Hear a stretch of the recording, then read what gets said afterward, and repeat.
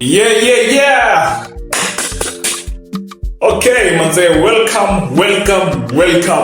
Manze, sijui nianze aje, but let's say welcome to Minsafey. This is your safe space for mental wellness, and this is a place where real stories are told. This is where hearts are heard and healing begins. Every episode hapa ndani, we dive into conversations that matter because your mind matters. This isn't just a podcast. This is Minsafey. So, yeah guys, and before we dive into this amazing story, and today I have this amazing topic. My story. Yeah, it's a segment of this amazing podcast. Minsafey Podcast, by the way, mwendo mfate, sindio? You go and follow the podcast. So, before we dive in, lazima ni fanya introduction, who I am, and we go on with our amazing episode. So, my name is Ezra Mucha, aka Mr. AZ, and I am the founder of Minsafey Kenya. This is a mental health initiative geared to help and aim to help these amazing young souls. Kuna youths, kuna hata wazee wako hapa kwa hii category ya these issues to deal with mental health. And this is a safe space manze yenye tutakuwa tuna bring comfort, kindness and love to be able to help our brothers and sisters to overcome their mental health issues. So, mshapata jina. I'm the host of this amazing podcast, na pia kutakuwa with my amazing co-founder, which will be in our next episodes. So stay tuned till the end for this amazing. Yep.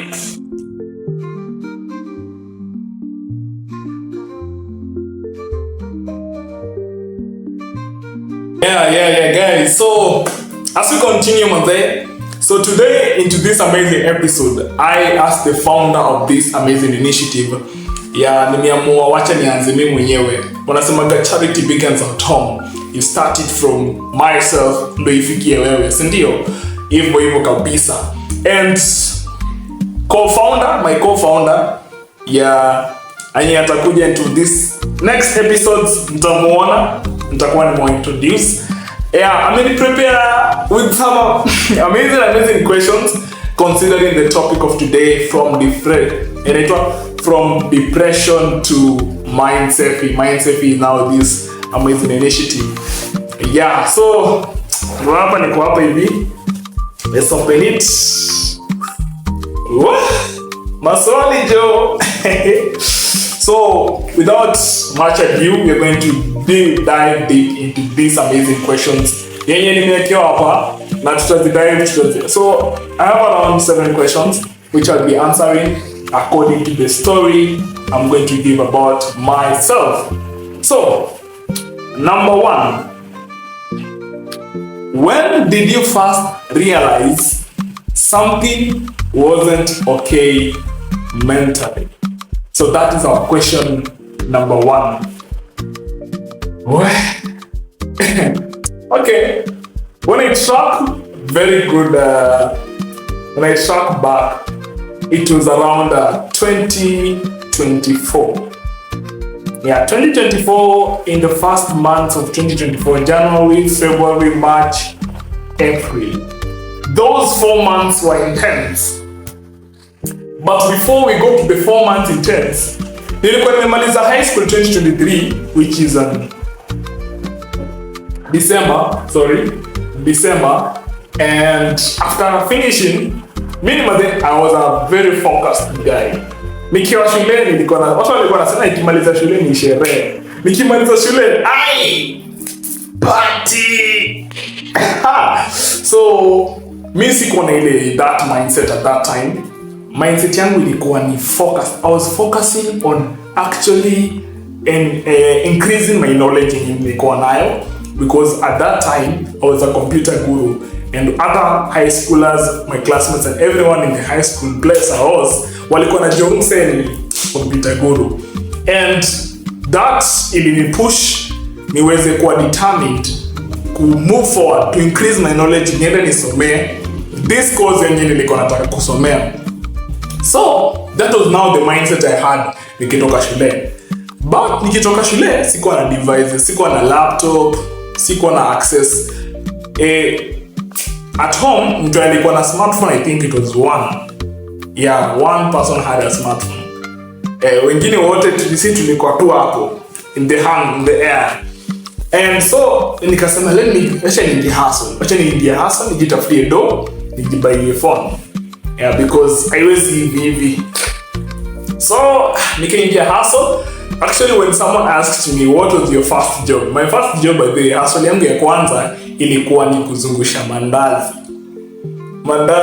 There was a bakery nilikuwa nafanyia kazi under it. I was a distributor.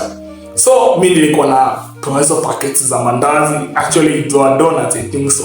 So nazichukua hizo packets then tunazidistribute kwa hiyo area ya home. At that time I was living in Mombasa. Yes. So hivyo nikaanza kuzungusha hiyo, kupata pesa kidogo na kuingiza until though haikuwa mingi, so hii ilikuwa tu ni keep up kiasi. So mimi uzuri, I was a talented guy from since primary, tangu ni mdogo. That's mwanzo talent ilikuwa kitu muhimu sana kwangu. And that was what I was doing at that time. So talent yangu ilinipatia a way through, because kulikuwa na performance. Watu wakienda sherehe za festives, watu wakienda wapi kufanya all those, mimi nilikuwa na ile focus ya kwamba I need actually to be moving. Nafaa nipate phone, nafaa nipate internet, ndio. That was my mindset at that time. So mimi nikapata there are different kind of shows, nika perform, nikapata do fulani, kuongezea hivi kiasi, I got my new phone, and that was around January. Because December yote kukusanya January sasa tumekuja, watu washatoka ndo wanaelekea mambo ya shule nini. It's chill day, it's chill hours, chill months. Wanasema guys, ndio tumechill. So time nimepata simu yangu nimeingia. Now sense ya kuwa now the realization ya kwamba I was not mentally okay. When did the stress iliangia January? So nilikuwa na ile pressure ya kwenda shule.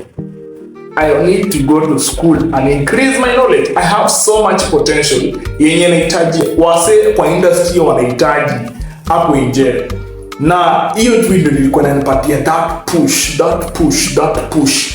So kitu kingine naye ilikujia home, naye kulikuwa it's a different place. Juu kulikuwa na circumstances, challenges ziliingiana.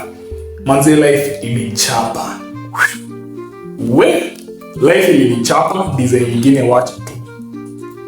And ukiangalia situation ilikuwa normal, because ukiangalia kama unaweza kukaa some days without eating, hiyo hustle yako haijipi, because at that time in January unajua kumesota.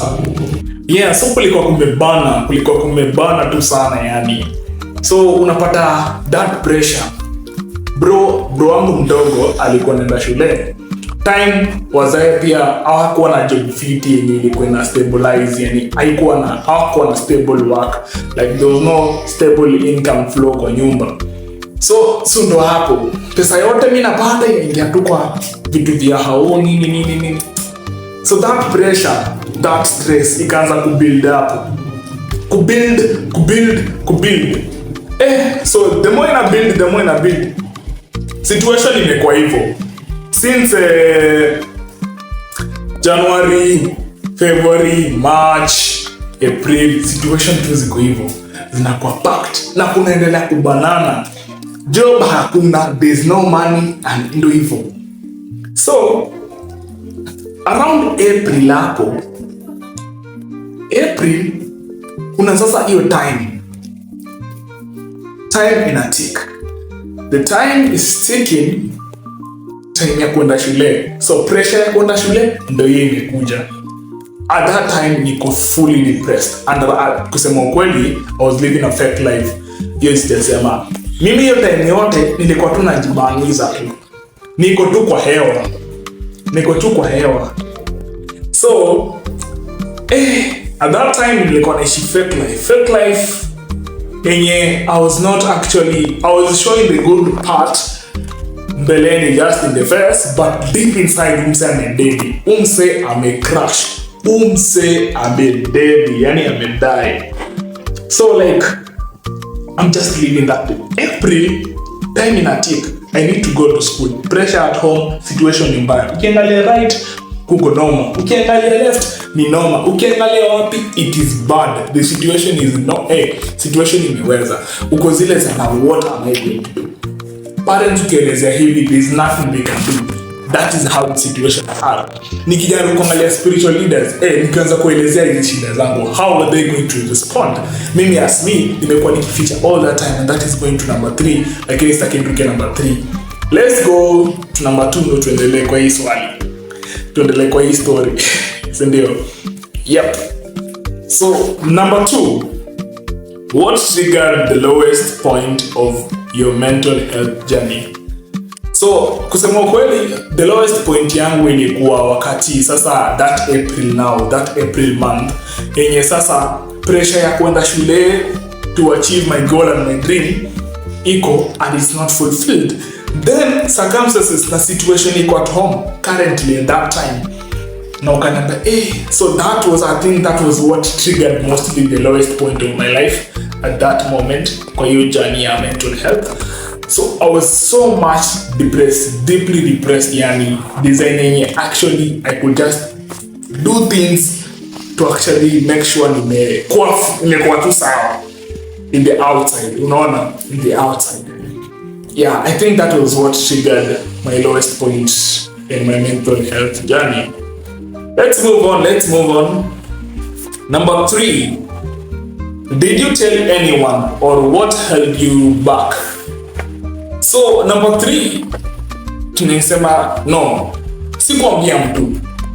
I was dying alone. Mimi nilikuwa na dedi peke yangu. Niko hapo nimeficha that all for long. I'm so much depressed. I'm living that fake life. Kuambia wase I'm in a good position. Even life inasonga fiti, but deep down umse amecrash. Deep down umse ayuko alidedi kitambo, because like you're not even in that feeling ya kwamba everything is going to be okay, because what I nishaka that mentality, that mindset ishakuwa changed. Character zangu, behavior ilikuwa isha change. Though nilikuwa ninajionyesha niko sawa in the front face, but back inside manzo nilikuwa nishadeni.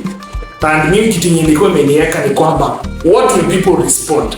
Unaangalia nikisema hii situation yangu sahihi, there is no help nitapata.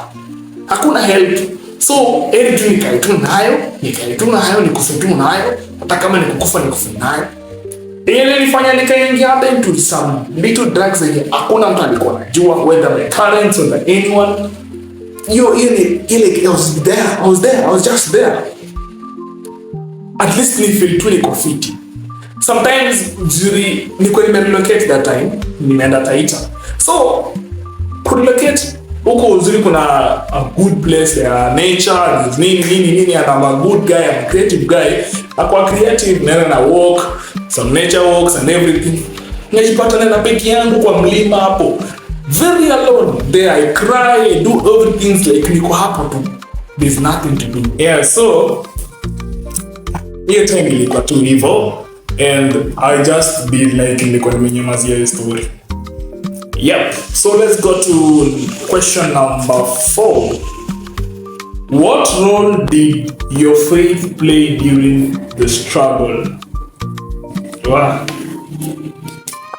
Kusema ukweli, mimi nilikuwa msee I was a church guy, and mimi nilikuwa msee Christianity ilikuwa from the start, tangu nizaliwe ilikuwa hivyo.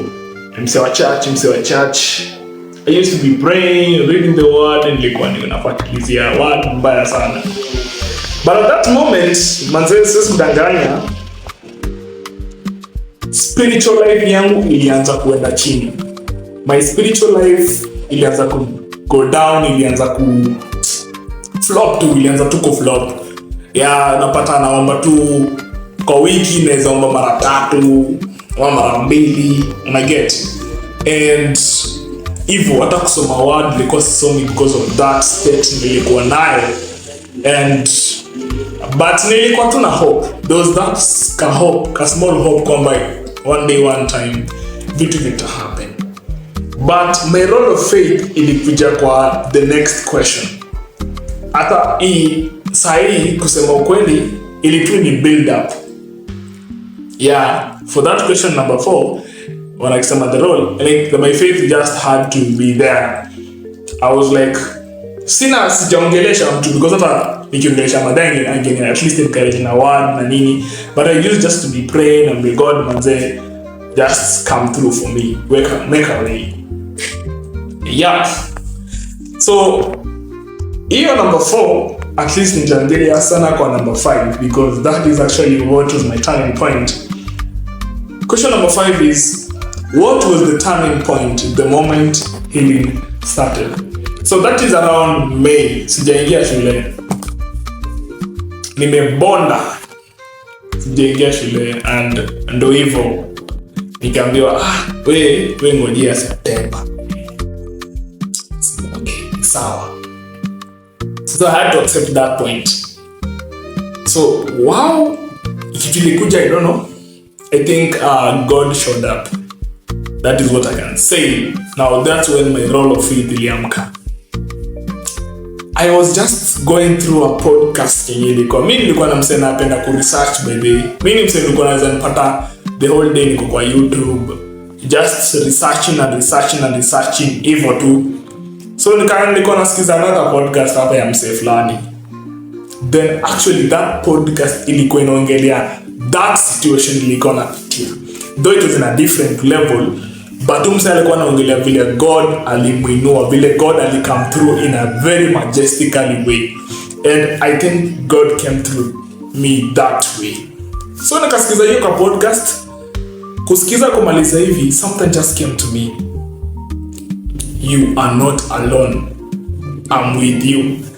Manze hiyo kitu haijaniacha. So your time, that word ilikuwa so strong to me, like you're not alone, I'm with you.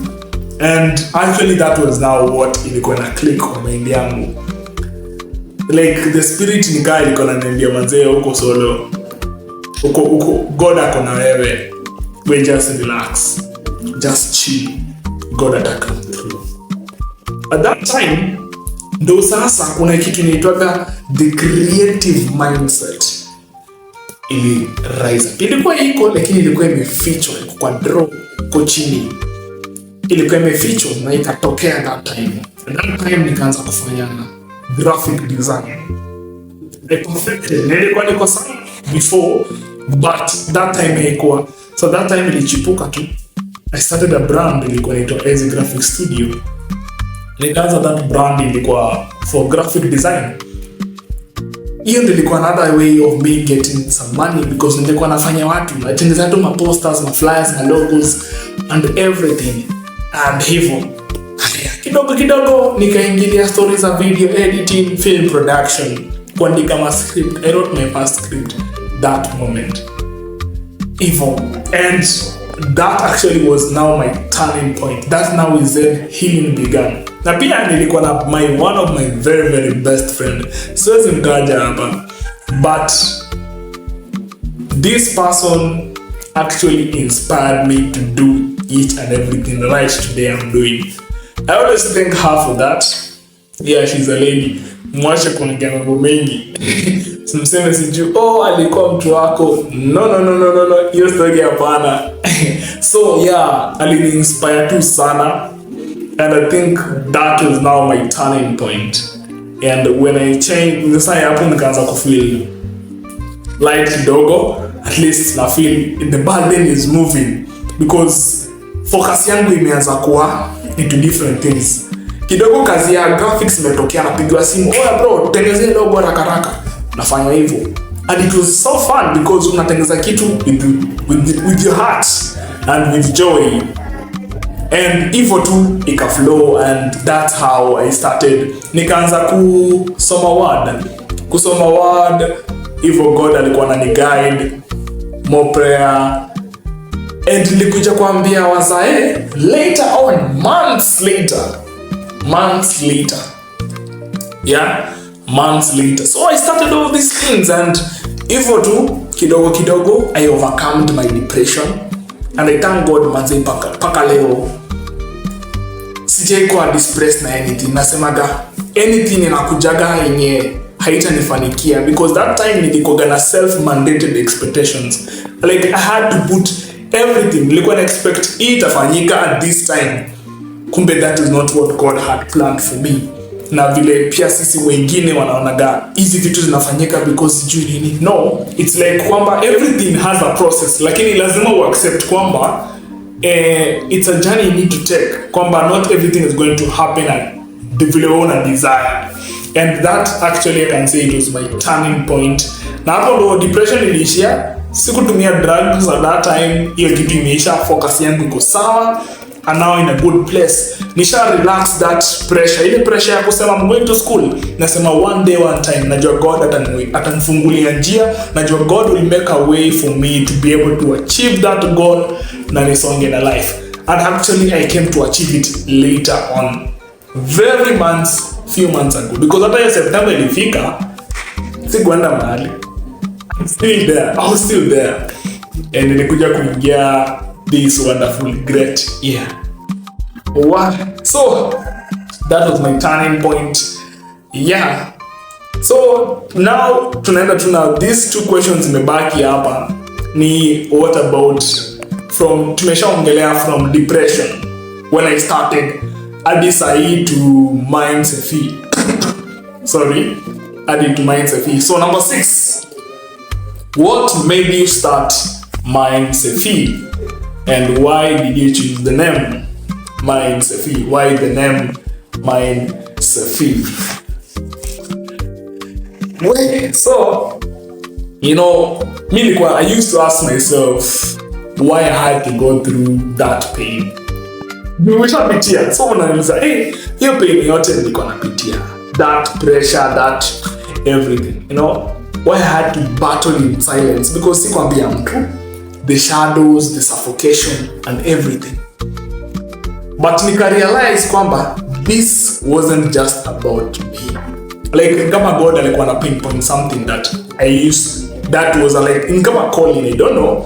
I've not actually figured it out, but kusema kweli ni kama it was being pointed kwamba this problem you have right now, it's not yours, it's not me. In the quiet moments after healing began, kuna this noise in my mind. Hii noise ilikuwa ndani ya mkili. Wanasemaga that was noise. That time it was noise mtu wangu. Unaniambia kitu ni makelele, unaniambia wakati ilikuwa inaanza kufed, kuna kitu ili pop up kwa moyo wangu. I felt a fire, but it was soft.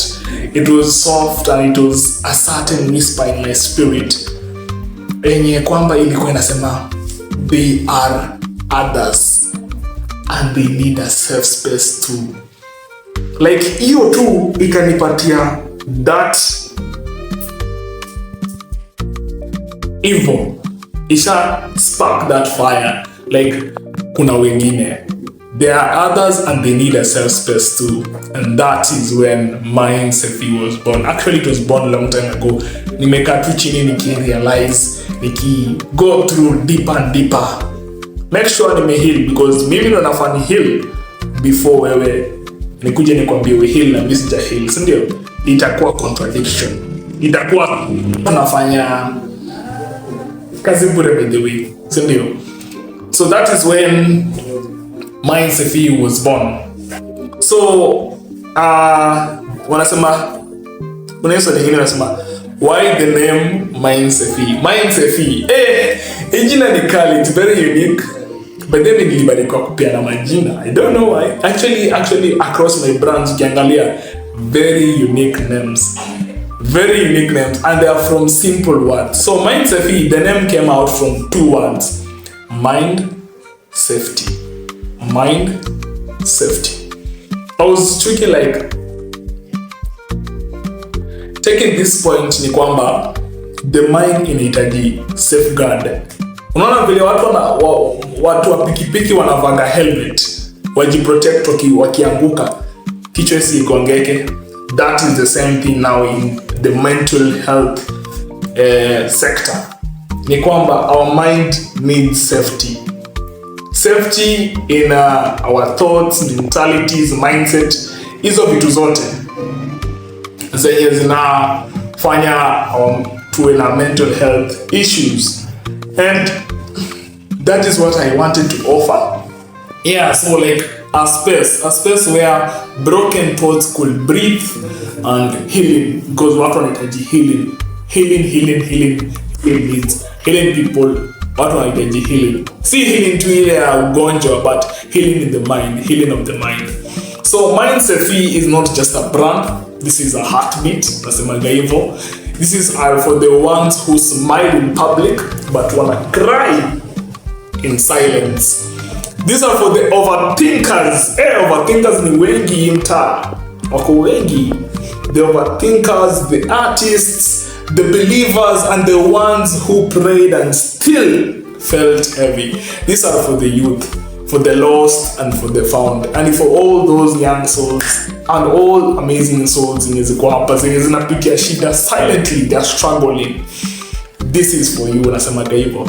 This is for you. So as we wrap it up with the last question of our amazing episode, here at least here nadhani hii nita wrap it up.